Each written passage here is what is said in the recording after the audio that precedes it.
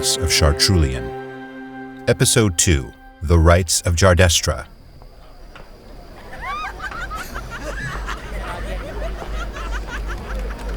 Chartrulean climbed the steps to the capital and entered the grand foyer. He was engulfed by a cloud of scented vapor. As the vapor thinned and the room opened up, he found himself part of a moving collage of strange geometry and discordant color, with the occasional protrusion of a human arm or leg. It all blurred together, one monstrous abstraction, a miasma of manufactured euphoria to entertain the witless masses. How annoying. Hundreds of penetrating eyes only added to the nightmarish experience of it. Whispers of his name rolled off of cautious tongues. But as Chartrulean pushed further into the room, the crowd broke around him like water around a stone. Just like I feared, all eyes are on the abomination. No one is throwing stones, though. As his senses returned, the shapes of people began to emerge from the miasma. What is he wearing? Chartrulean was the only person in the room wearing black. These people are not like the mob from memory.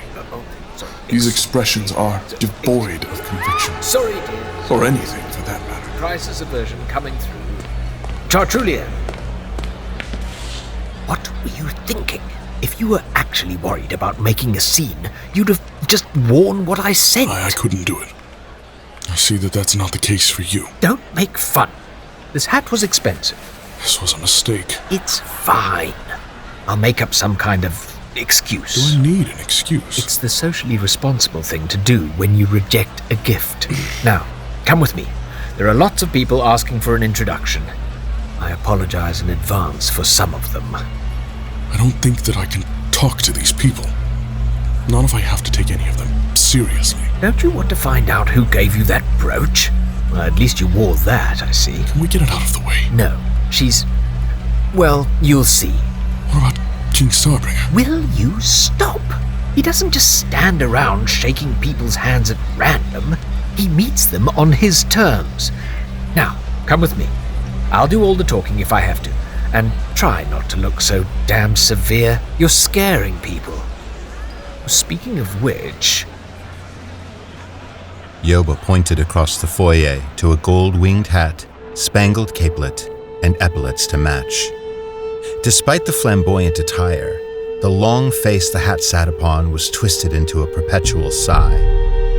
Apparently, even the wealthiest circles had their outcasts. An out-of-place shock of inked flesh grabbed Chartrulean's attention. A bear of a man with a shining bald head, crossed arms making him appear even more domineering. His eyes scanned the room, eventually landing on Chartrulean. That's Prince Imsep Starbringer and his guardian, Loam. That's the prince. Here. The prince, you should know, is openly called the Broken Prince. I'd feel sorry for him if it weren't for his rotten attitude. How is he broken? Weak genes. Unfit to continue the bloodline. You know what? I think actually we'll skip that introduction for now. I'm getting depressed just looking at him. Fine by me. Follow me. Chamberlain, there you are. Oh, no. Walk faster. What? Don't say anything. Is that him? No, no, I was just removing this man for a dress code violation. You think you're being funny, but I'm not so easy to fool. Then there's no need for an introduction, and we carry on. Not so fast. How can I help you, ma'am? My husband is on King Starbringer's council, don't you know? Yes, where is that husband of yours? He tells me that the king plans to end his support for thematic. Really? Is this true? This isn't the place for that conversation, Thema ma'am. is critical to the future of our people. Dear. Without it, there are no desirables. Think of the children. We are thinking of the children. All of them. Well, in my opinion, those laws are in place for good look, there's, reason. We must keep out all the bad yes, eggs. look over there. Pardon. What? Can't he speak? Actually, we were just looking for something to drink. He ate something particularly salty, didn't I'm he? sorry you have to hear me go on like this, but I don't see how you can just pull the plug after all the good Bethema has done for Arcus. Plenty of good, yes, well done. So long as you're not Jhardoestra. The Jhardoestra are too dangerous to be allowed to run around unchecked. All their little peculiarities. I think he's saved the children plenty. What Come happens when people are allowed to reproduce freely without going through the proper training? Chartrulean was no longer listening. He was remembering a night long ago when he came upon a woman with a fractured skull cradling an infant. The woman died right there at his feet, begging him to save the boy from those who hunted them. Chartrulean had the boy taken in secret to Idrica, where he was raised in the seminary. In Simitu, the boy would have been labeled a fugitive. His only crime was being born Jhardoestra. All the paladins, from watching their families be torn apart to having been handed out of Bethema's back door, their pasts are tragic. This woman sees them as dangerous, while it's bigotry like hers that presents the real danger. As I was saying... Pytra! Please excuse us, ma'am. We do need to go and say hello to these lovely ladies. I am leaving. No, you're not. Chamberlain. This is Pytra and Vetra. They operate a hydroponics farm on one of the elevators nearest Astraeus. They wanted to meet their neighbor. Well, relatively speaking. This must be Chartrulean. A man of fashion. What a bold statement with the black. Why didn't you warn us he's so roguishly handsome? And a bachelor.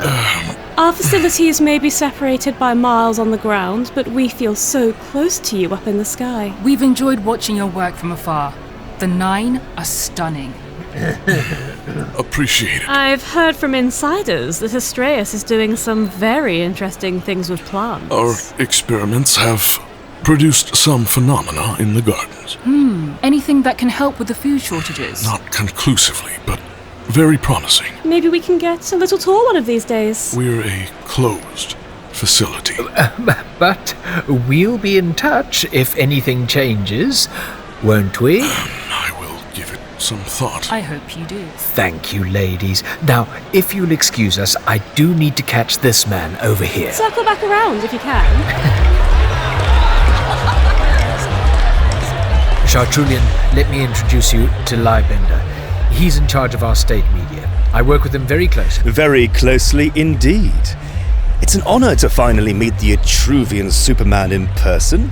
I've chronicled so much of your life, it feels like I already know you. Maybe you've seen some of my agency's work? No, my stay disconnected. I don't think you even have a custodian, do you? I hate those devices. Then how do you get the news? All the latest events? I don't. I guess when you are the news, there's no need. Am I right? That's not the case at all. I believe some innovation actually hinders progress. Does having the ability to communicate with loved ones hinder The us? message becomes mixed with soulless garbage, yes. So, the real topic of the evening is whether you know who will show up tonight. Are you trying to give me a heart attack? Who do you mean? Josquin. He's a freshman alderman from Kalu, and a bit of a troublemaker. The new regime is really ramping up propaganda for their little underground movement. We're actually having a hard time controlling it. Well, we're trying to catch the little terrorists as we can, but they seem to be growing in numbers. King Starbringer will downplay it if you ask him, but it is concerning. But I'm more interested in how life outside of the Order is treating you, Chartrulean. Fair enough. He's being modest. How does it feel to have played such an important part in ending the war? Terrible. How about your little Jhardoestra Knights? How are they feeling about everything? Mutual. And are you concerned about any backlash from the I Order? don't have the energy to waste on speculation. All right. I think you get the point. The man's a poor interviewer. Excuse us. We do need to go and say hello to these gentlemen over here. The Warhawks. Oof. Good luck with that. We'll need it.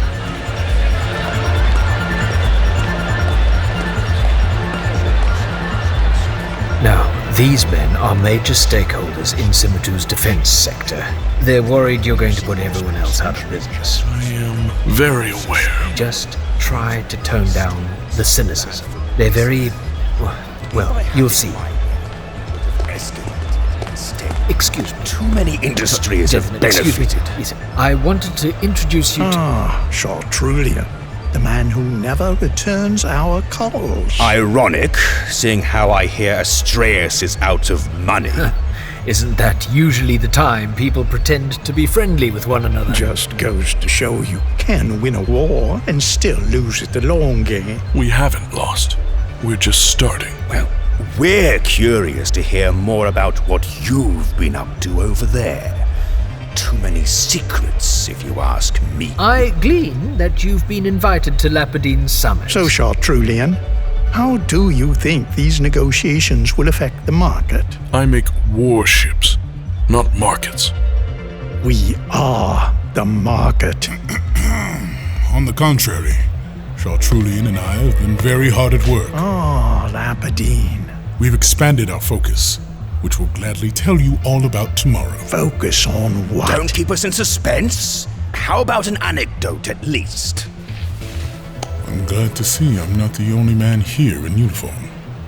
Now run while you can. I'll handle the Warhawks. Mark my words, unless we negotiate trade. Remind me to thank the Admiral later. You know, I usually find your blunt idealism highly entertaining, but that... was exactly the kind of scenario I was hoping to avoid. I don't understand the business, just the technology. But you are a fast learner. The intricacies of human behavior still evade me. It's a skill you can learn like anything else. Much like dancing. This is maddening. Tell me about it. I don't understand how you tolerate all this. You're not an idiot. It's called patience. Something you clearly lack. Patience can be confused with complacency. Not in my case. Very bubbly? Ah, perfect. Here. Oh, no, I don't. Shut up and drink. Cheers. To old friends.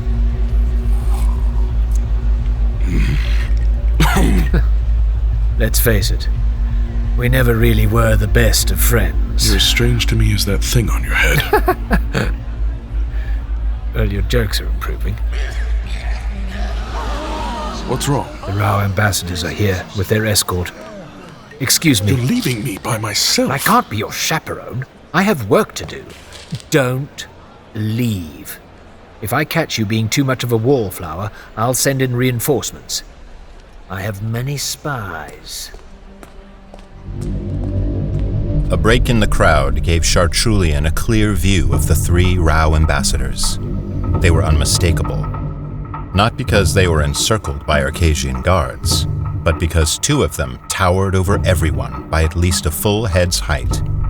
Brightly colored hair was styled using some kind of heavy grease, making it appear helmet-like. Their faces were human, but were long and sallow, with small, jagged features. Their thin bodies were draped in tapestry-like robes and long feathered capes in hues of dark, translucent blues and greens, and they stood hunched over with the mannerisms of old men of poor health. The 3rd ambassador was a withered version of the others, but with the same sharp features.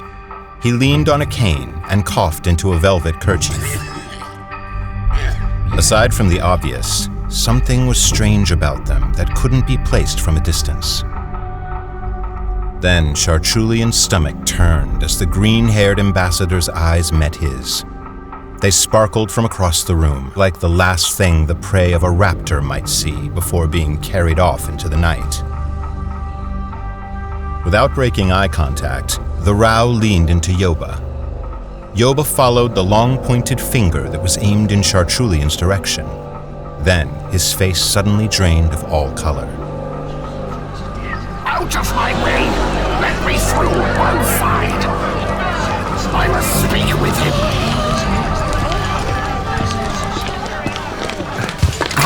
God, it's all right, it's all right.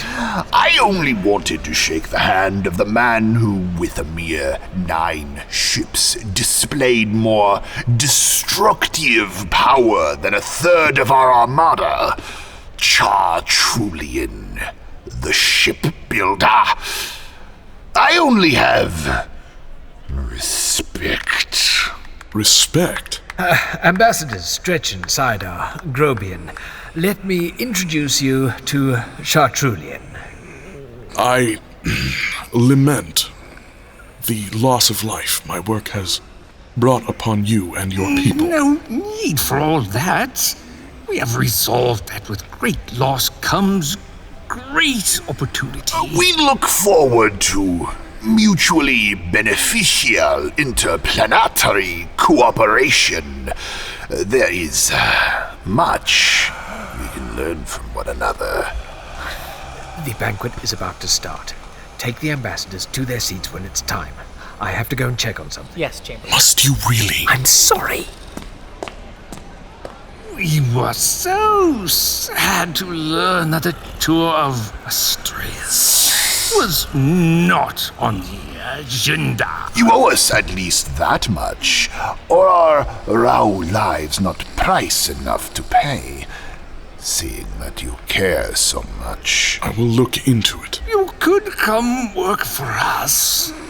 Obviously, you're not being well rewarded, judging from your plain clothes. I assure you that I am living below my means, but I appreciate the offer. Oh, that's right. They said that you are a religious man. Religious? Is that why you look so sullen? Even if that were the case, there would be no reason to look sullen about it. It was Jhardoestra itself that defeated you.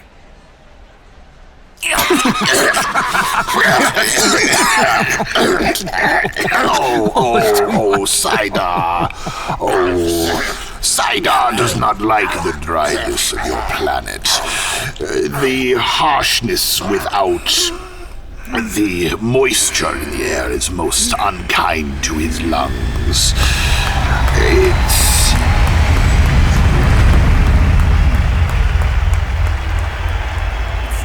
It's about time. Ambassadors, right this way, please. I'd like to continue this conversation later. Until then, shipbuilder.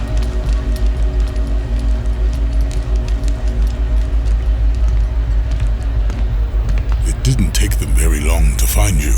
Should I be worried? Your work is probably of utmost importance to them, seeing that it's the only thing keeping them in check. Well, I think I've had enough diplomacy for one evening.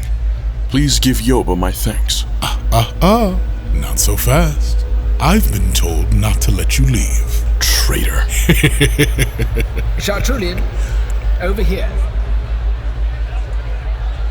Yoba waved Chartrulean over to a large semicircular table. A long, narrow platform cut the room in half and ended near its center. 3 empty seats waited there, presumably for the Starbringer family. His seat was a little more than halfway up one side of the ark.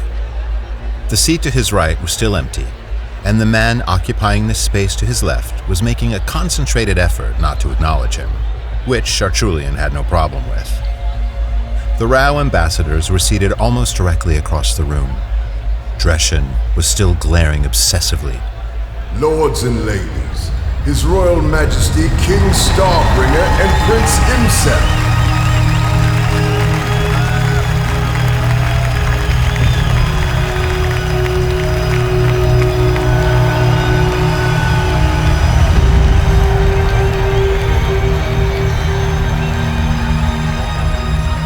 The king's charisma was a force.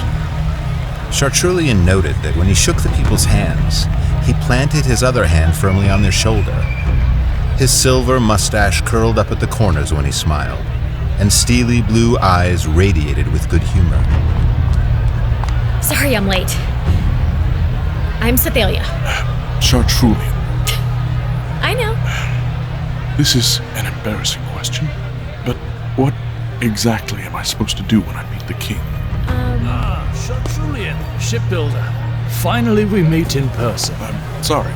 Just shake my hand. And don't worry, I'm very hard to disappoint. Speaking of which, Yoba told me that the suit we picked out for you was a bad fit. Yes, about that. You are taller than I expected. But Yoba, you disappoint me. You're usually good at sizing people up. I'm only disappointed there wasn't enough time to have it altered. Isn't that right? No need to dwell on it. I'm happy enough that you came. We're looking forward to finally seeing Astraeus. We're all very excited for tomorrow. What, tomorrow? Already? Yes, tomorrow. Do we need to go over your itinerary right now? No. Let's keep moving. Right, yes. Tomorrow is fine. I was hoping to mention you in my speech. I hope you don't mind. I don't. Good. We'll talk more later. And you can explain to me where you got that brooch. Maybe later. Cythaelia. Your Majesty. Is my daughter about ready? She is, sir. She looks like a goddess herself. Good to hear. Cythaelia, make sure that our star shipbuilder is comfortable, won't you? Oh, I will. I take it you're one of Yoba's spies. A spy, but not Yoba's. Fantastic. Is he all right? Oh. Do we have to talk? Are you always rude? I don't do idle chatter. Anyways, I think they're unnerving. If I agree with you, can we then stand here in silence?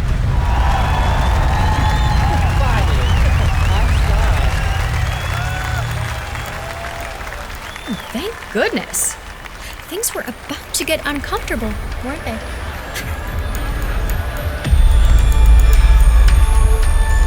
Performers spilled onto the stage in costumes draped in shimmering silver, dancing and tumbling in a brilliant display of agility. Others carried larger-than-life effigies of the mystic saints on long poles. It took a moment before Chartrulean realized what he was seeing. It was a condensed story of Arcus, the first men, the mystics, the fertile era full of grazing beasts, the blight, the war, and the journey to the stars. Lords and ladies, Her Royal Highness, Princess Sophrosyne Starbringer. A small figure stepped out onto the stage wearing a gown that shimmered so intensely in the spotlight that it was almost blinding. Suspended above her head was the unmoving face of the goddess Jhardoestra, her face twisted and frozen in eternal anguish. The princess was hidden behind a curtain of silk, which streamed down from Jhardoestra's eerie, pupilless eyes. She carried a scepter across her forearm. On the tip was a familiar emblem, 2 moons orbiting a blue stone. Sophrosyne was followed by a parade of servers, dancing with trays of decadent foods and casks of wine. Sophrosyne flourished her baton as each dish was presented, and the crowd oohed and awed on command, seemingly unaware of the sheer obscenity of procuring so much food in the midst of a global crisis. Cythaelia must have mistaken Chartrulean's disgust for wonder. Have you never been to a banquet like this before? Is it strange to you that I haven't? Let me explain. It's customary for the woman of the house to serve as the banquet's officiary. Since the queen passed away, that duty has obviously been passed down to the princess. The queen passed away? Yes. Tragically. Years and years ago. You didn't know? I don't pay attention. So the princess plays a part of the goddess Jhardoestra. She blesses the feast to bring good health and happiness to all who partake. Yes, I'm familiar with the story of Jhardoestra. Well, now she cries rivers of blood, which turn into the wine that we drink to remember the sacrifices of her children. That's a clever use of ribbons. Yeah, I think so too. So after Jhardoestra blesses the feast, she falls back into a cosmic slumber. So, what did you think? It's an interesting interpretation. What? It's just folklore anyways. As Sophrosyne descended, her mask folded away by some hidden mechanism, revealing a young woman with pale skin, heavily contrasted by dark brown hair pulled back in a tight knot. A circlet made of silver ornamented her forehead, Don't you think she's beautiful? But it wasn't her prettiness that struck Chartrulean. She only half smiles. It was just a performance. Chartrulean watched her curtsy and utter half-hearted hellos to some of the guests at her father's table. And then she was directly in front of him. Her father's blue eyes met his before dropping to the floor as she curtsied. Freeze. The room vanished beneath a tidal wave of swirling black mist. Chartrulean and Sophrosyne stood alone together in the void, him petrified by his own curiosity, and her stuck in an endless bow. What do I see? The symbol on her scepter. It mirrors the brooch. Her costume is too radiant to make out much else. Still in slow motion, Sophrosyne rose. Her eyes lingered on the brooch on his lapel, which in the void glowed bright azure blue, along with the piping in his jacket. Then, her eyes met his. There's something in her eyes. An awareness, knowing, questions. It is her. The void receded, and the room returned to normal. Sophrosyne continued down the line of attendees as if nothing had ever happened. It is not polite to stare. I wasn't. Yes, you were. Thank you, lords and ladies of Simitu, for joining us on this historic evening. For as long as most of us here have lived, our people have been embroiled in bloody conflict with the Rau, a war that has threatened progress for both of our people, when so much more could be gained from peace. It's with an especially heavy heart that I recall the unparalleled loss of life the Rau have endured. Under the leadership of Admiral Lapidine, and thanks to the ingenuity and tireless efforts of Chartrulean, the shipbuilder, both of whom sit at my table tonight as guests of honor, we have built weapons with the incredible destructive power of the gods. But this newfound power has given us pause. Why continue to destroy one another when we could build together instead? And so, for the first time, Rau Ambassadors have set foot on our soil to sign an accord that will officially bring an end to the war and begin a new era of peace and prosperity for both of our people. Tonight, we feast in honor of those whose lives were lost and to those still living to whom we owe our salvation. The men and women who fought and continue to faithfully serve both of our empires. And most of all, tonight, we raise our glasses in the name of progress. For now, we are closer to creating a true multi-race intergalactic empire than ever before. Let's eat!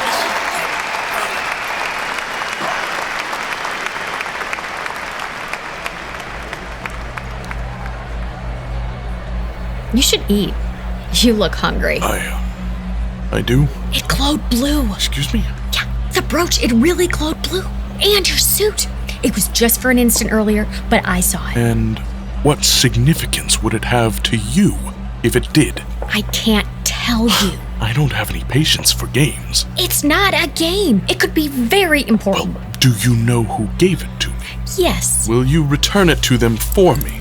Why? I suddenly suspect it's more trouble than it's worth. How do you mean? This whole evening is a disgusting charade. Now, wait a minute. Here, take it. I can't. If you won't return it for me, then we've reached an impasse and have nothing else to discuss.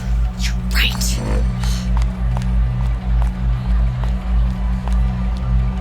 I knew it. She said it straight for the princess. I've reached my limit. Whatever these people want from me, they can't have it.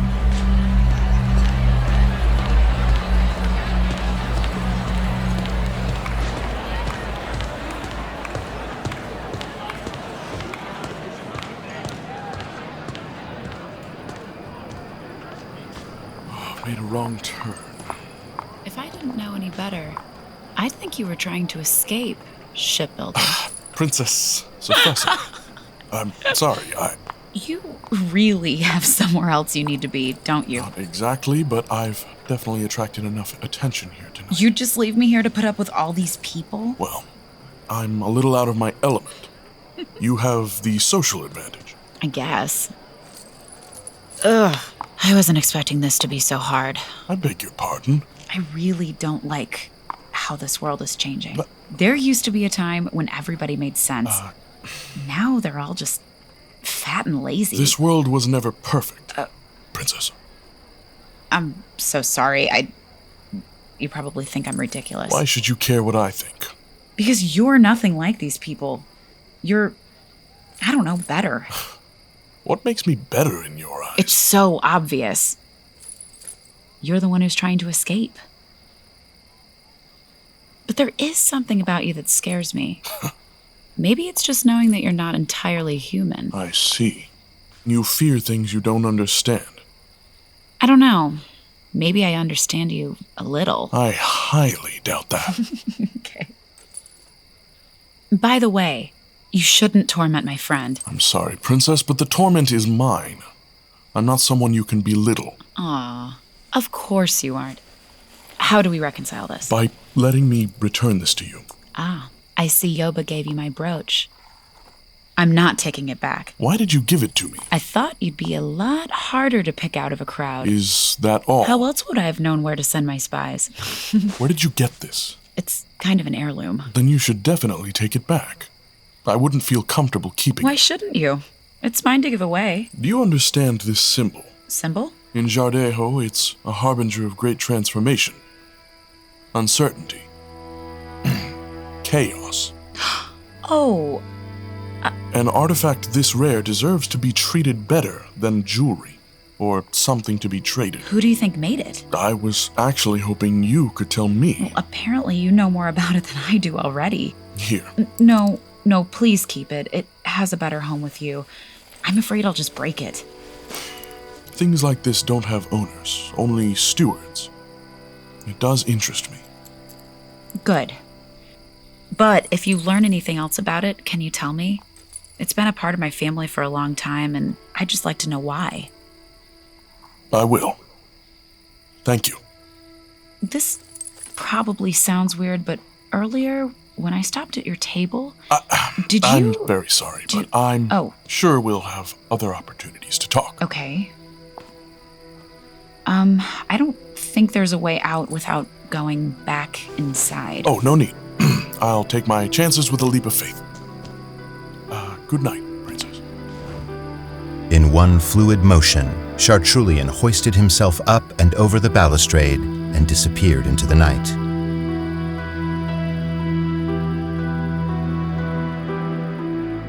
The Madness of Chartrulean was created by H.M. Radcliffe. Original music by Sean Renner, performed by Sean Renner and the Invoke String Quartet, with additional music by Alex Miller. Editing and sound design by H.M. Radcliffe and Edward Calvi. Narrated by Michael de la Mancha. Starring Aude Andrews, Magnus Carlson, Kathleen Klein, Angela LaRocca Hawkman, Adam Neal, Carl Nordman, Kennedy Phillips, and Reginald West. And featuring the voices of Margaret Ashley, Jonathan Cox, Quinn Ford, Michelle Kelly, Amina Koroma, Heath Martin, B. Narr, Ray O'Hare, Larry Oliver, Daniel Whalen, and Ty Wilkins. This has been a Pack Howl Media original production. Visit chartrulean.com to learn more.